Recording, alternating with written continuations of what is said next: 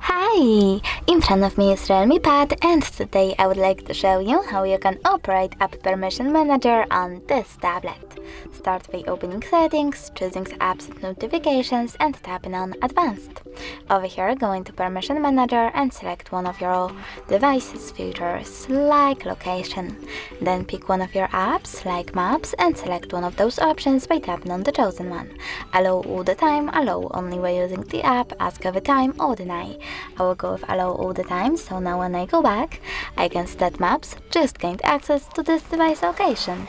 But you can also just tap on one of your apps, like Camera, select See All Camera Permissions over here, and manage all of them for this app from here.